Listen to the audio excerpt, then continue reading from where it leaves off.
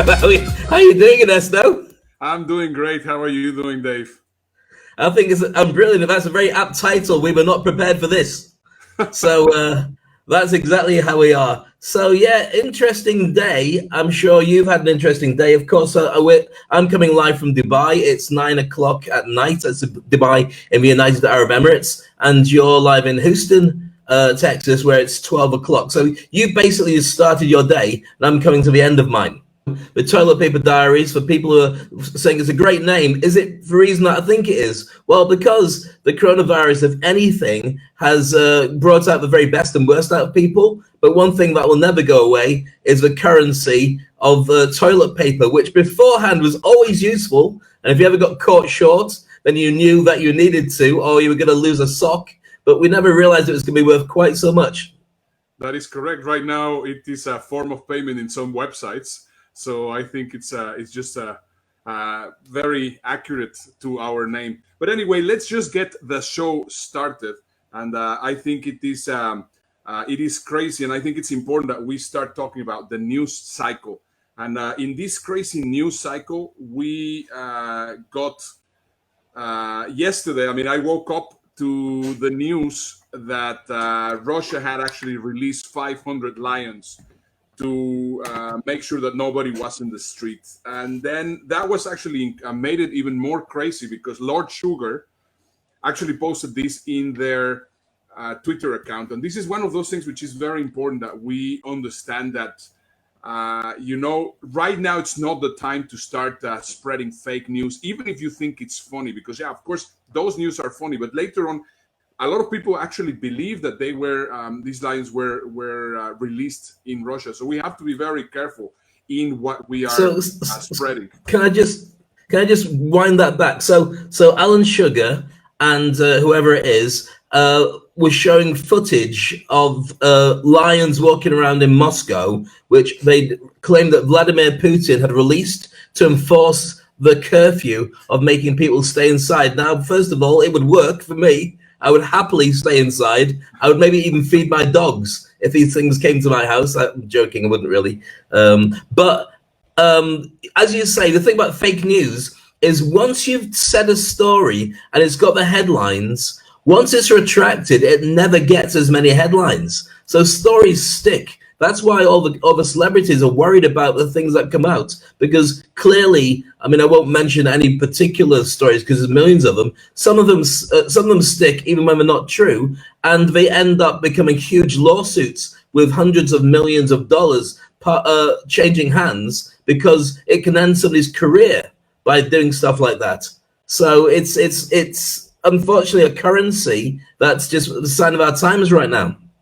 Well, that's the danger about memes. I mean, sometimes those memes and those things that we think are funny, if they're not put into perspective, I mean, we get to believe them, or I mean, not me particularly, or possibly not you particularly, but people get to think it's actually true. So we have to be careful. I mean, later on, for example, I saw this in the news, and this is actually real news, which I think it's absolutely hilarious. Belgium health minister puts ban on non-essential sexual activities for persons 3 or greater in the indoor areas. This is actually real news. That's fantastic. We've got to move to Belgium. Well, not now, obviously, we've stopped everything. So this is the person, and I'm not going to go down that route, who somehow has put a stop to all the fun. The question I have to ask, because I can't stop myself, is how often was she invited to take part? Because I don't think it's above any, ever. But I don't want to say anything that sounds terrible. So it makes sense because no gatherings of more than 3 people. Keeping a distance obviously makes sense. 6 foot I've never encountered. And I don't know how we easily talk about this without getting arrested at the same time. That is correct. So there we go. But Belgium, I'm sorry if we've ruined all your fun, but you knew it was coming. I just said that, didn't I? Yeah. But then, in the other hand, and I think this is just an important thing that we need to cover, because right now, in where we are, we're getting the fake news, but also we're getting people as reporters, which is actually one of the things that we're going to be including here in the Toilet Paper Diaries as of tomorrow or the next couple of days. We're going to have also field reporters, and we have already some people lined up so that they can let us know what's going on, because sometimes the news right now, because not all the reporters and not everybody can actually work, we are somehow relying also on people to find out what's going on. See, for example, we got this picture of the army trucks actually getting into Manhattan. And later on, which I also found incredibly interesting, this was also a video that was playing. We were saying that we have to be very careful with the videos, and I now lost the video that I was going to show. Oh, here it is. Anyway, as you can see there on this video, just playing down there, if you can see it there, it has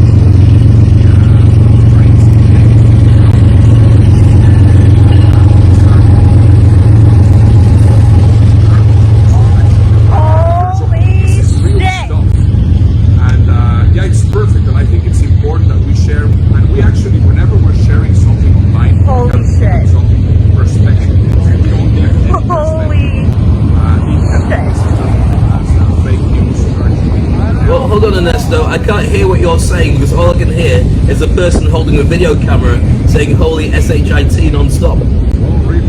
And this is a conveyor belt, or it looks like a factory conveyor belt, but it's actually military vehicles being pumped into New York City. So sorry, you were just saying? Can you hear me now well? Is it? I can hear you now, yeah. I couldn't hear you for the sound of the video, but please continue. Yeah, no, what I was saying is, I mean, I think it's very interesting that we get to see all these things which are not being shown right now on television. And first of all, I think we should not really get paranoid about this. This is something that we were talking about. If we are seeing that this is happening, and it is already happening in Manhattan and in some other states in the U.S., we should not really get paranoid. Possibly you can tell me a little bit about what you were mentioning a little bit earlier, Dave.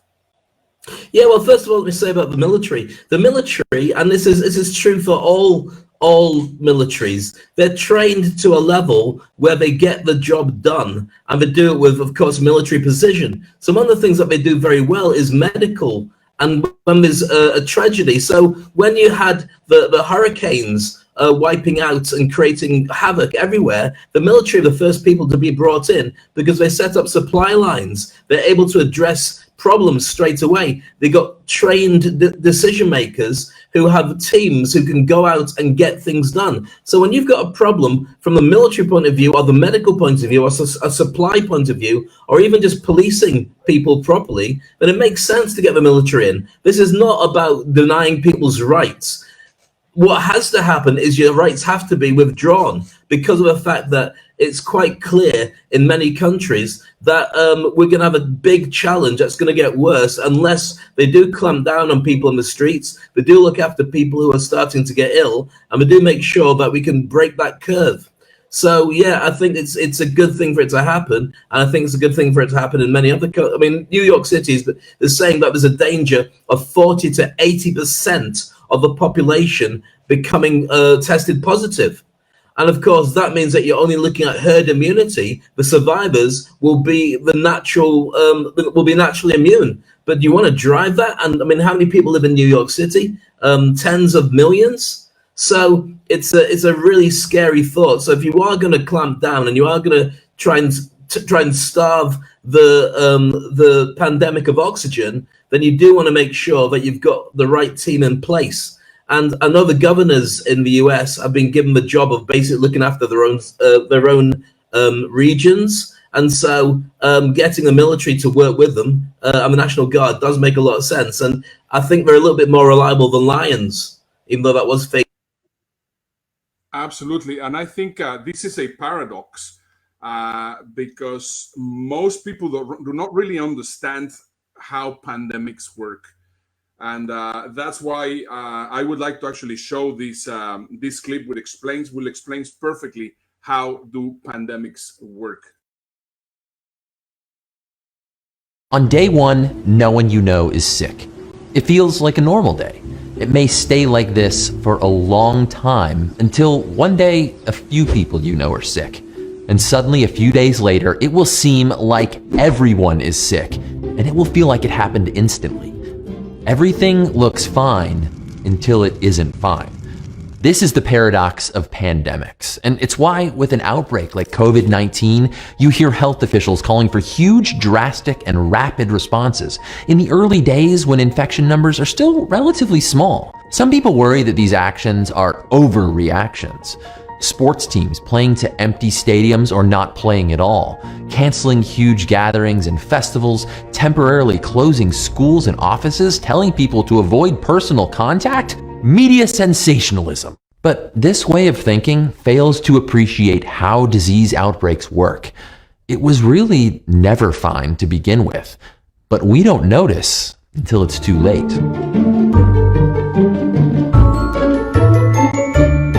Hey smart people, Joe here. How bad will the coronavirus outbreak get? That's what we all want to know, and the answer is in one of these curves.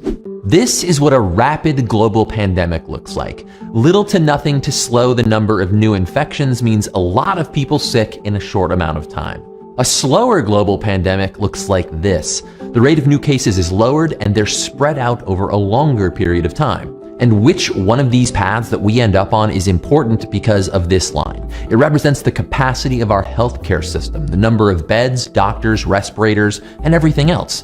What experts fear is a sudden explosion like this, overwhelming this capacity. And what's really interesting here is that even if these two curves represent the same total number of people that eventually get infected, in the rapid outbreak scenario, more people will die because there won't be enough hospital beds or ventilators to keep them alive. This is a strange idea, that even if the same number of people eventually get sick in the end, even without a vaccine or a cure, taking drastic action before we see things get bad, that will save lives all on its own. What we're doing isn't overreacting. It's exactly what the science of epidemics tells us will work. And that's counterintuitive, because our intuition doesn't really get exponential growth. And that is exactly what you need to understand. I mean, exponential growth is very important, and we're going to actually be bringing the topic of exponential growth tomorrow, so that you can see it. I mean, we have a very nice video explaining how it all works with lily pads, and it's a very, very nice video. It's actually the second part of this video, but you know, it's absolutely critical that we understand that we are not overreacting. For all those people. Now, more and more, we are bringing that consciousness, not only ourselves, but I mean, everybody, which is saying, well, you know, this is really very important. We have to stay at home. And right now, I think we're going to get into a phase where there's going to be a lot more strength into the lockdown. So we're getting to see the military arriving to New York. Right now, more and more cities are getting everything closed. Right now, the restaurants are closed, the bars are closed. The parks even are closed, because what I was seeing yesterday in the Netherlands and in Mexico, they were still, you know, people say, well, you know, I at least want to go to the park. So everybody goes to the park, and then it has the same effect. So right now, parks are also closed. So Dave, what you had also an experience there in Dubai. So possibly you can tell us a little bit about what happened today in Dubai. Yeah, I mean, the government of Dubai are very smart. They always make sure that they look at the bigger picture, and they treat all the expats and the nationals equally. So today the rules came out about the fact that they're going to be closing all the shopping malls. Many people are still treating it like a pastime and a place to gather. They've closed all the restaurants for some time, all the parks. They've limited all the events, and schools were closed a long time ago. But they're very smart. They're going to keep the grocers' shops, the supermarkets, and the pharmacies still open. So, and of course, the hospitals. So thank goodness for all the wonderful people that work so hard to keep these places full of food. They're encouraging people to order in. So there's a shortage of people who are riding on motorbikes to deliver stuff. So there's lots of jobs going in that particular part of the world, and to order food in as well. So I popped out to Carrefour with Maya, my daughter, and we popped twice actually. We popped in earlier just to get some more groceries, and then I realized that we hadn't bought anything for the dogs. So we came back later on. It's around about 4 o'clock or so. And as you can see, it starts to get quite busy. So have a look at this. Hi, this is Dave Crane, and here we are in Carrefour in Dubai, and it's packed out because they're going to close the malls in 2 days. I got my gorgeous daughter Maya. Hello. And we only came out for some dog food, and as far as I'm concerned, the dogs can go and get jobs. When have they ever paid for their own food? It's ridiculous. So look what we got. Reese's Puffs. because my daughter really needs to lose weight, and clearly that's not going to help. So anyway, stay safe. I'm going home as soon as I can have a good scrub down, and I'll watch some box sets on telly. We're going home in an hour. When we finally get served. All right, say goodbye. Bye. Bye. Yeah, well, this is exactly what we're going to be doing from now on. We're also going to have our own field reporters. We want to see not only what's happening in our places, but we're going to have field reporters in the Netherlands. We're going to have field reporters in Mexico, in the UK, in Dubai. And we want to see what's going on in every city in a real way. So this is going to be always a real information. Right, Dave? Absolutely. Yeah, it's very important that we do know what's going on. I mean, and the point of view is to help everybody. I mean, there's enough doom and gloom, and there's enough terrible stuff going on about it. And it can drive people to horrible anxiety and paranoia. And if you spend too long, I mean, we have to, for the show, keeping an eye on the news so we can share as much content that helps people as possible. You can end up being so obsessed with it. I'm just putting my ear thing in, by the way. That's why I keep touching my ear. I'm not scratching it. You can become quite obsessed with the world is falling to bits. But one of the things that's very interesting is when you look at the comments that are made by scientists, they never tell you definites. They say, so it could be this and it could be that, but we haven't looked at the figures yet. And we're looking at what could possibly be the thing. They don't say anything about the fact that things could change and could get better. It's always the news people that drive the paranoia. So it's going to be it's going to have the right kind of flavor for people watching and paying attention. And of course, with this show, the Toilet Paper Diaries will be as honest as we can do. One thing that was interesting that I saw yesterday, and it's a terrible fact that in Italy, they've had the worst day of any place in the world. 627 people passed away as a direct result of the coronavirus. And China, because it's kind of got over its hump, and it's now able to send out experts around the world to help. Sent a number of people to Milan, which is one of the worst trouble spots of people who have been who passed as a direct result of the coronavirus, and they couldn't believe their eyes. They were saying that there's people sitting in restaurants, sitting in cafes, walking around, shopping, chatting, public transport, doing all this stuff. Now they've been told not to do it, but you know what? We're okay. And they're clearly not okay. So this makes a massive difference. I watched a report earlier from a colleague on radio, a guy called Chris Fade, and he was giving a report about in South Korea, there was a lady who had a car accident. She was okay. She went to the hospital, got checked out. There was nothing terrible, but they did notice she had a bit of a temperature. They said, could you just hang around because we'll just check your temperature's okay. She said, no, I'm fine. I'm going to go. So she left. Then she went to church. She was in church, and then a week later she went to church again, and in between that she went to brunch with a couple of friends, and then she started getting sick, and she came and she was positive. Now they traced back the people that she connected with in the church. She infected everybody, 1,200 people in the church, both times.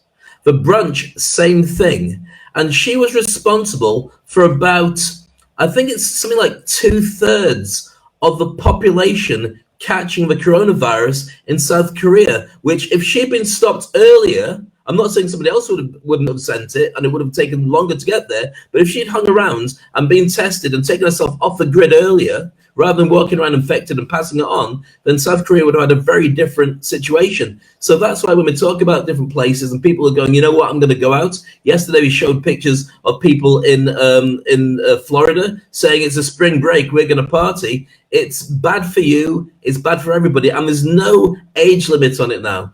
A lot of younger people now are catching it. A lot of younger people are suffering the same thing. And from a description that was given by somebody I was watching who had coronavirus, who's being interviewed on the news, it's like your lungs are full of crystals. Yeah. That's what they're saying. Your breathing's difficult because your lungs are full of crystals. Yeah, it's actually quite interesting how we're trying to adapt this show. We're trying to make it, possibly you notice, we're trying to make it as much as possible as a real TV show, as a real live TV show, because we want to first of all, I think the news cycle is actually absolutely critical. It's not about providing content as possibly other people will do. Our idea is to be able to help the community, and I think it's super, super important that you join our community in bit.ly, so that's bit.ly give me paper. This is a business community more than anything. It is for speakers, it is for entrepreneurs, it is for experts, but it's also for anybody that right now is working from home. We are in a situation, as we were saying, yes, it's bad. We don't want to only be showing bad things or all the stuff. We want to make it a lighthearted show, but of course we want to bring you up to date with what it is alternative television. This is the way that I would actually mention it. And just before we finish our show, there's a couple of things that we still want to cover. So first of all, we want to talk about some business ideas in what you can do right now that you are in quarantine, right now that we're staying home. We're really encouraging everybody to stay from home. Whoever can stay from home, and whoever cannot, we have absolutely tremendous respect for you, because you have to be there. But for all of us that we can work from home, I suggest that you stay here at home. But anyway, Dave, possibly you can talk a little bit about what is the first recommendation, and we're gonna, I think tomorrow, the day after, we're gonna be covering all these business recommendations of what you can do. But there's one recommendation in preparation for that, so you can tell them about that. Yeah, Ernesto, I mean, we're going to be going over in the next couple of days or the next couple of shows different areas of tips and techniques that can use to start your business going again, and even look at new areas of business, because it's very important for us to share that with people. But the first thing is, I would use the opportunity to go back through your social media profile.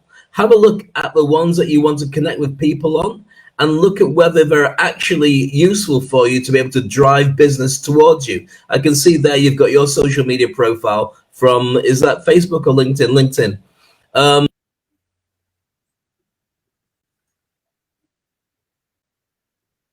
And what it is that you offer them. I see you've changed your title there as well, Ernesto. Yeah, that is correct. I mean, if I'm gonna take ourselves both out of the.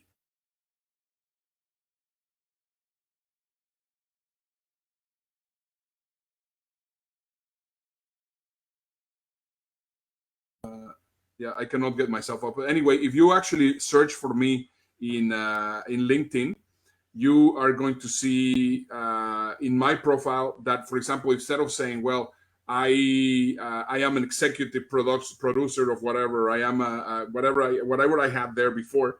Right now, I said, are you a speaker and all your speaking gigs got canceled? Contact me. I'll help you. I'll help you and let you know what you're doing. I mean, right now, what I am doing is I am helping speakers and experts, let them know that not to jump in the creating courses bandwagon and saying, well, I'm going to start to do everything online. That's not the way to do it. So that's exactly what I am doing, and that's why by simply changing your social media profiles, you're going to have a great start.